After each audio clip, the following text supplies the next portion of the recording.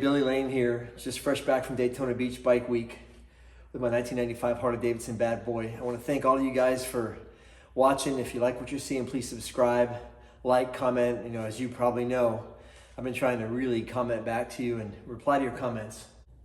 And I'm trying to tailor what I'm doing so that what I'm doing can help you out in your garage at home or in your shop. Really excited about what I'm getting ready to do with the Bad Boy. It makes great power now. Just with the S&S carb and the pipe I put on it, the Cobra pipe that I rebent from a twin cam. But these right here are going to make all the difference in the world. These are Screaming Eagle heads, new old stock, never been used, but they have a improved combustion chamber, bigger valve, improved intake, and exhaust port shape. It's basically a performance part from Harley-Davidson that you can put on this bike. It's going to totally change the way it runs. Evos, really all Harley V-twins in general are flow limited. And what that means is, this is an 80 cubic inch engine. It can't suck 80 cubic inches of fuel and air into it. It probably is sucking somewhere around 70 cubic inches, which is, you know, less than 1200 cc's out of a 1340 cc engine. It's called volumetric efficiency. I won't get into all that right now. But basically, V-twins, especially Harley V-twins, are flow limited. So anytime you can improve the flow, which happens right here in the cylinder head, you make a lot more horsepower. So I'm gonna install the heads. I'm gonna install a big 510 lift Andrews cam. I can get a bigger cam, but the problem with a lot of the bigger cams is they operate at higher RPM and they don't give you lower end torque when you're driving around town.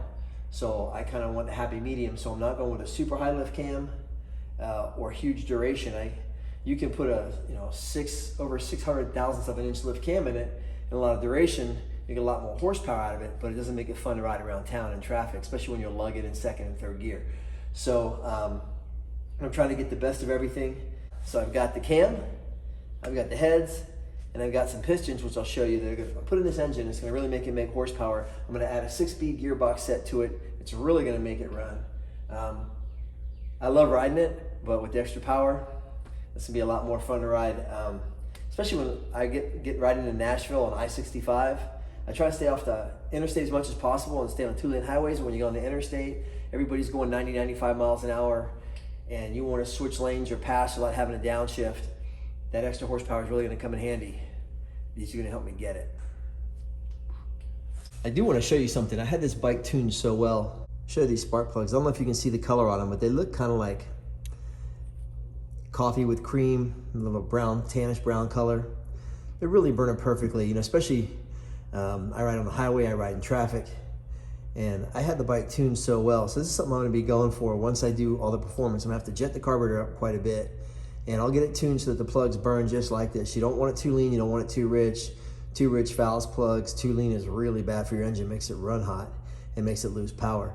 So, you know, I'm gonna go ahead and go for something like this, but I just want to show you how good these plugs look. This is how great I had this thing tuned with the setup I have on it now. Drain the fuel tank, so the first thing to do is take the tanks off, take the dash off, pull the pipes, pull the carb, and I can start stripping the top end off this engine, get the cam cover off of it, go ahead and install my cam, show you all the stuff I'm gonna do inside the engine. I'm gonna take you step by step through how I take this 80 cubic inch Evo engine from, you know, in the 60 horsepower range to probably in the 80 horsepower range pretty quick.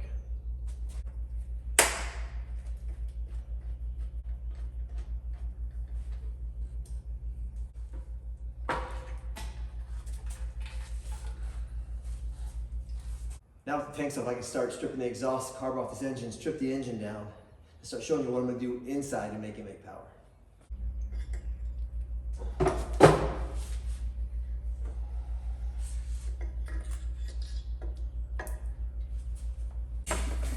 Go ahead and pull this pipe off. I can start tearing into the engine. Show you everything I'm doing inside to make some horsepower.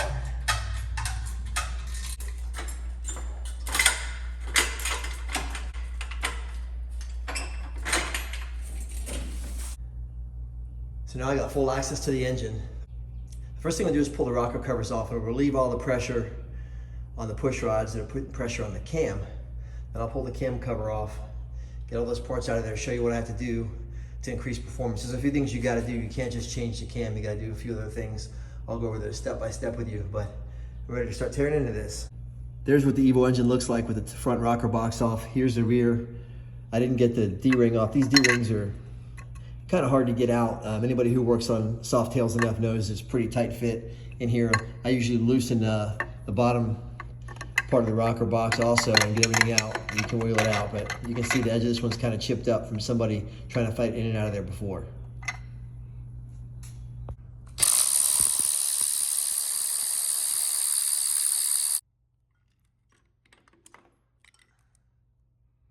All right, with both sets of rocker boxes off, I'm gonna go ahead and untorque the head bolts and pull the heads off and then pull the cylinders off.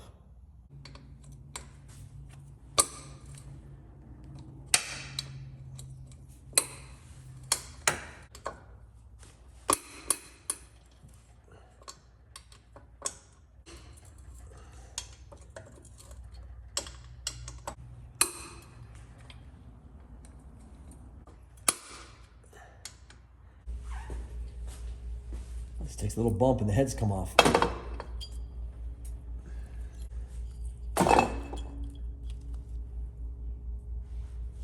This thing ran pretty good, and here's why. Somebody put high compression pistons in it. It should have a flat top piston. And you can see that this raised area on the piston brings compression up considerably. And that's why it ran so good. I couldn't figure it out because the cam that's in it isn't really that big. But it does have a mild cam. But with the pistons in it, compression's a big deal. I'm gonna go ahead and put an even bigger set of pistons in it, and then it should really scream. I'm gonna go ahead and pull these cylinders off. And something you always wanna do when you pull the cylinders off is you wanna get up underneath the piston, and put a rag in here so that if anything falls, if you have a broken ring or anything else were to fall, it can't fall down inside the engine. And you want to use a clean rag, of course. No dirt or dust on it, no debris. But you're going to want to pull that rag around and basically fill the spigot, which is the hole in the case, with that rag so that anything that falls is going to get trapped down inside your flywheel assembly, and then lift the cylinder up.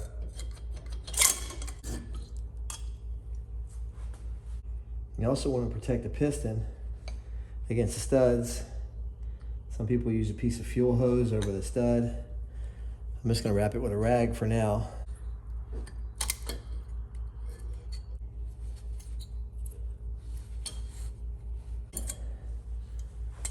Next steps are pull this points cover, pull the ignition out of it, pull the cam cover off, and see what's going on in there. I know it has a bigger than stock cam, but it seems pretty mild. There's a lot of guys out there that are really great performance guys, and I always tip my hat to them, but I can basically do the stuff that'll make something really run strong. As far as squeezing every ounce of horsepower out of this engine, that's not for me. Somebody like the Departure Bike Works or Stevenson Cycle, those are the kind of guys that do a lot of engine performance work and know how to get this stuff to really scream. But I'll make something that's fun to ride and that I can enjoy every day, and definitely make more power than it had when it came out of Milwaukee. So there's my ignition pickup. I gotta go ahead and get this timer cup. Some assholes out there honking their fucking horn, man. It's crazy. It's early in the morning and they're down there. I don't know if they're fighting or not wanting to get out of their car, what it is, but laying on the horn, man, it's pretty annoying. I'm sure you hear it in the background. And there she goes. And there is your cam gear chest. This is a pinion shaft, which runs off the right side of the crank, rotates clockwise as you're looking at it. This is the camshaft that rotates counterclockwise. That's what opens and closes all your valves. That's the breather gear. The breather gear shim is right there. Oil pump drive gears in the bottom. You can see she got plenty of oil in her. And there's a number on the cam. I'm gonna Google that number and see what we got. Well, here's the camshaft that was in the bad boy.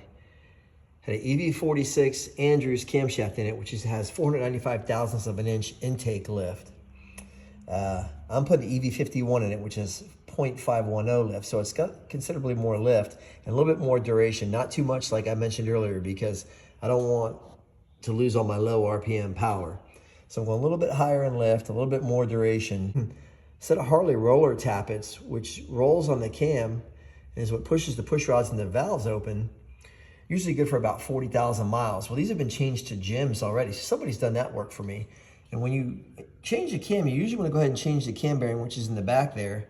I thought I was going to have to do all this work. The cam bearings have been changed too. So somebody's already done the lifters for me, the roller tappets. They've done the cam bearing. They'd already put a good cam in it, but I'm going to go with a bigger cam. Nice. It saves me a ton of work. So once I put the heads on top of this thing, I cannot wait to ride it because it's going to make a huge difference. And I'll show you the difference in the heads. Here's a stock Harley-Davidson head that was on the bad boy. Here's a Screaming Eagle head made by Harley-Davidson for the performance. You can see how big this combustion chamber is with the little flat side here. And the Screaming Eagle's got a much smaller combustion chamber to bring up compression, also to increase flow. And both the valves are bigger. And that's what's really going to make this thing flow. I told you Harley-Davidsons are flow limited. These V-twins are flow limited. And the head really makes a huge difference, bringing up the compression and increasing the flow. So, but looking at the original head that was on it, you can see the carbon burn on the exhaust valve. I mean, that's the color you want to see for correct tuning. Even on the intake valve, you see a little bit of it, especially on the exhaust valve, because the exhaust valve gets really hot, a lot hotter than the intake valve gets. So it makes that carbon burn onto it in that nice brown, milky color, which shows you that I had this thing tuned really well.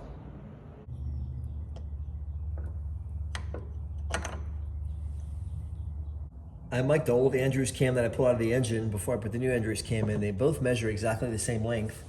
I was really happy with the way the old cam was shimmed, so I don't have to do any shimming on the new cam because you put there's a thrust washer and a shim that goes behind the cam and would control this end play. You only want a minimal amount of end play in it. Too tight is not good and too loose is gonna be really noisy. So I have it just the way I want it, so that's all done. I can go ahead and put the breather gear back in. I line my marks up. I got my timing marks lined up right there on the pinion gear and the cam gear. And there's a line here on the breather gear. There it is right there. So that mark is lined up. So my breather's timed, my cam's timed, my pinion's timed. Go ahead and put a new gasket on this and button the cam gear chest back up. And then I just have to work on the top end. There's my new gasket.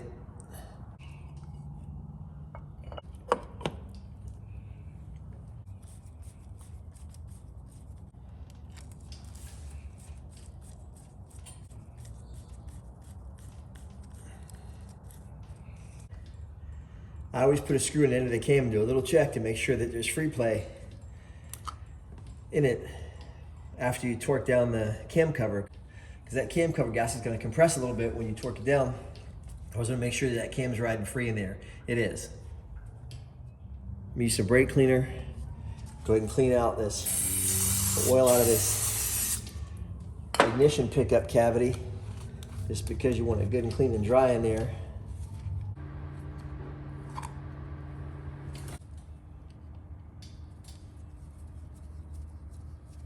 Here's where the horsepower is in a flow-limited Harley-Davidson V-twin Evo engine. The Screaming Eagle head has a much improved combustion chamber. I have a high compression piston here. The cam I have in it won't work well with stock or low compressions. So it's really critical if you choose the cam I chose that you raise the compression. So this piston is matched to this combustion chamber. I'm going to give me 10.5 to 1 compression. Up from 8.5 to 1, it's 2 full points of compression, which is where a lot of the performance comes from, and then the flow in the heads. So I'm gonna go ahead and install these pistons, get the cylinders and heads back on it, put the pipes on, put the carburetor back on, rejet the carburetor. We're gonna have some real horsepower. And it's critical you pay attention doing stuff like this. I've already sized the pistons to the cylinders in my honing machine from Carl's Speed Shop. Screaming Eagle piston made by JE Pistons for Harley-Davidson Screaming Eagle. But notice it has an F and an arrow. The F means it's the front because the combustion chambers are reversed to the front and rear cylinder heads. So this is the front piston, and the arrow means it points forward toward the front of the bike, so that when you get it in, the big end goes in the big end of the combustion chamber and not backwards, because if you put it in like that, the valves are going to hit, the piston's going to hit the head when the piston comes up. Here's the installation instructions. I already mic'd and dressed the rod small end bushings, but I always check my fit before I try and install anything. Beautiful fit with the wrist pin and the rod bushing.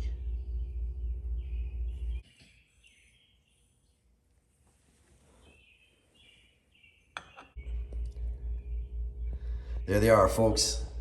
Screaming Eagle forged pistons by J&E, 5/1000 oversized, 10.5 to 1 compression. I've got the rings installed, brand new James base gaskets. I want to say goodbye to you two beauties. You are going to put a lot of smiles on my face, and you're going to live a hard but fun life.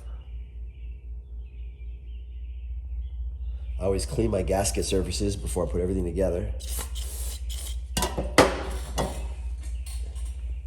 Then just a little bit of lubricant to allow all these new parts to seat in here without taking too much strain.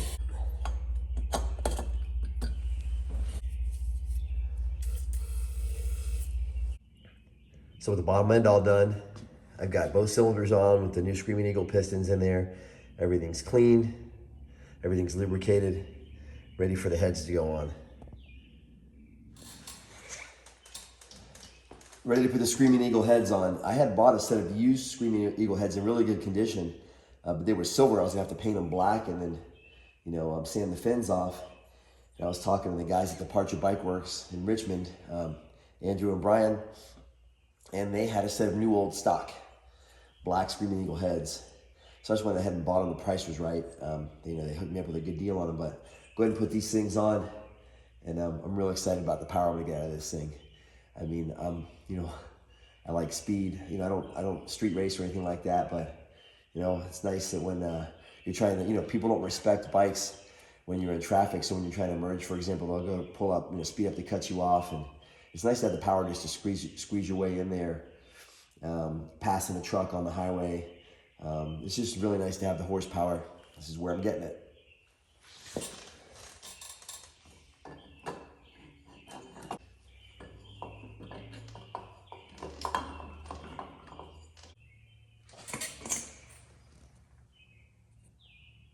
Here's my torquing rig with the Mac Tools West Coast choppers, extension and 1/2-inch socket.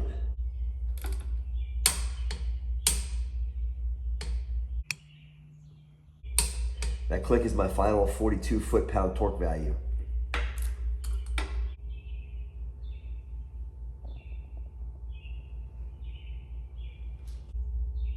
Don't ever forget to support the people who helped you along the way.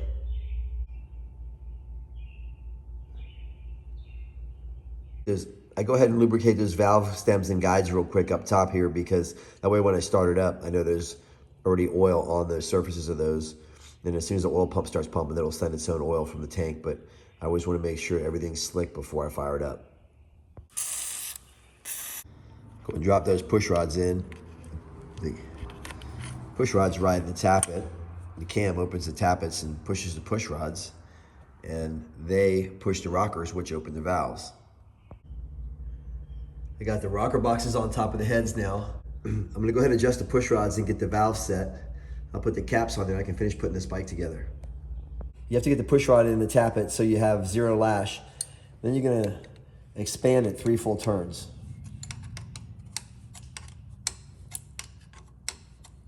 I can't turn that push rod. The hydraulic lifter will bleed down. Once it bleeds down, it should give me the kind of lash I need so that I can run this bike properly. Got the SNS carburetor back on it. Go ahead and put the gas tanks on. Exhaust. Man, I can't wait to hear this thing run. Really excited. Hear it run, but I really can't wait to ride it, because it ran great before. It was pretty quick, for an 80 cubic inch, but I know with these heads and pistons and the bigger cam, it's gonna be an animal. So I'm pretty excited about it. So this happened right before Daytona. I got connected through a friend of mine, Shane Russick, hooked me up with a guy who had a complete set of 1997 Harley-Davidson Bad Boy tanks and fenders, original paint. This is a 1995. It should be blue and black. I couldn't find anything like that, but I actually love the silver and black, even though it's a 97 color. It is original Bad Boy paint. I can put it on here. You know, I'm not a purist, so I don't really care that much that it's not perfectly original, perfectly right. It's just super cool. The paint's in really good condition. It's got some scratches and dings, which is nice because I like a bike with a little wear. I'm going to give it a lot of wear, and you know, it's something you can have fun on and not have to worry about, oh my gosh, I scratched my paint. So super stoked about putting these on. It's going to look so good. It looked awesome with the red and black Heritage Springer tanks on it, but with this stuff, it's going to look really good. The black and silver are kind of two of my favorite colors to use for building custom bikes. Original badges, just nice stuff. So I'm really, really happy to get these on here. I hope you like it. Let me know what you think. I rode the Bad Boy home last night. Makes incredible increase in power with the things they did to the bike. I mean, it's unbelievable. And it still felt like it was a little lean. So I pulled the spark plugs to read them and to give me an idea of what I need to do for a regen on the carburetor, and I'll show you what's going on with that. Hydrocarbon pump gasoline burns roughly at a ratio of 14.5 to 15 to 1. What that means is, let's just use the number 15 because it's easy to say. 15 parts of air to 1 part of fuel. So that's what it needs to burn correctly. And if you have too much air, you get a lean condition. And if you have too much fuel, you get a rich condition, which is what I was talking about reading the spark plugs. So what your carburetor does is mixes air and fuel. Your carburetor has a really big hole called the venturi to allow air in, and really tiny orifice in the jet to allow fuel in. So you have a huge air hole because you need 15 parts of air to 1 part of fuel. So huge opening for the air, small opening for the fuel. And you get the mixture right in your carburetor by jetting. And you know, fuel injection does it electronically. A carburetor does it in an analog manner by using orifice jets in the venturi of the carburetor. You can see the carburetor is bigger at the opening than it is in the middle. This is right where the main jet comes out. And this is called a venturi. And what happens is, as the air passes through there, it speeds up. And as it speeds up, the pressure drops. And the pressure drop sucks fuel right up that tube, which is what is fed by the main jet. And as it sucks the fuel up, the fuel mixes with the air in the carburetor and goes down inside your engine and creates happiness. There's the bottom of the carburetor. The carburetor has brass jets in it. And this is your brass low-speed jet for the S&S carburetor. This is a main jet for the S&S carburetor. So both jets are pretty small for the way it was running. It was running great, but it had a 28 low-speed jet and a 70 main jet, which is what you'd expect for kind of like a stock engine. With what I've got going on now, I know it needs a lot more jet than that. I'm going to show you what the plugs look like. So, like I showed you, that color is about perfect. It's kind of like a coffee with cream color, light brown, tan, reddish brown, depending on the kind of fuel you're using. You know, that's what you're going to get. I rode over 80 miles with the bike, and you can see the plug's really white. And let me tell you what's going on here. So carbon is going to build up inside your engine, and if your engine's running rich, which means it's getting too much gas, not enough air, you're going to get a black carbon buildup, and the plugs will look black. Here's a set of plugs that are with black carbon buildup that's running rich. And what happens is, when it's running rich, it runs cold and allows the carbon to build up. As you start to lean the mixture out, which means more air and less fuel, the engine runs hotter, and the heat will burn the carbon off. And if you get it to the perfect temperature, you're going to get this brownish color. And if you lean it out too much, you're going to get too much air, not enough fuel. It's going to run really hot, and the heat's going to burn all the carbon off of the spark plug, and you get a white looking plug like that. So that's how you read a set of spark plugs for jetting. This bike should probably have a 30 low speed jet and a 74 main jet. So I've got a real nice jet stand that I made for taking out to the racing track.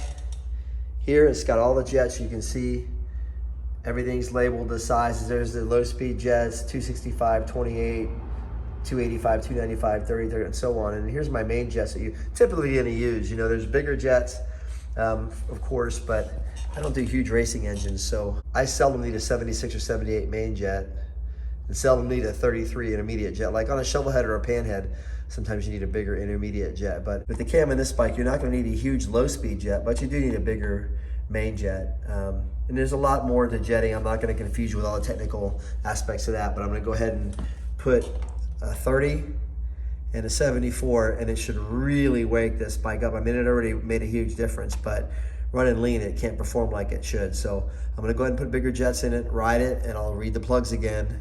And until I get a nice correct read on the plugs, I'll keep jetting it until I think it's perfect. I installed the 30 and 74 jets in the carburetor, got the air cleaner back on. I'm going to install the plug, run the bike for probably about 20 or 30 miles and see if I start to get a carbon register on it. You know, right now it's running so hot that there's no carbon register, but I'm going to run it until I start to get a carbon register that makes me happy.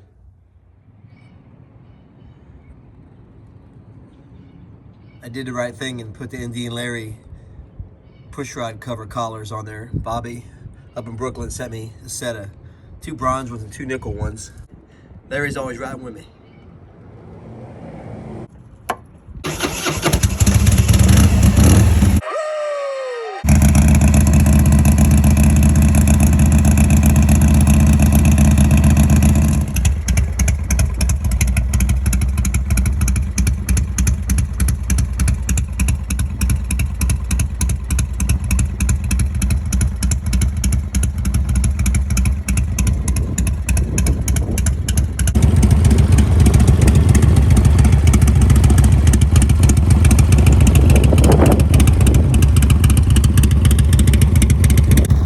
Looking good, running good, y'all.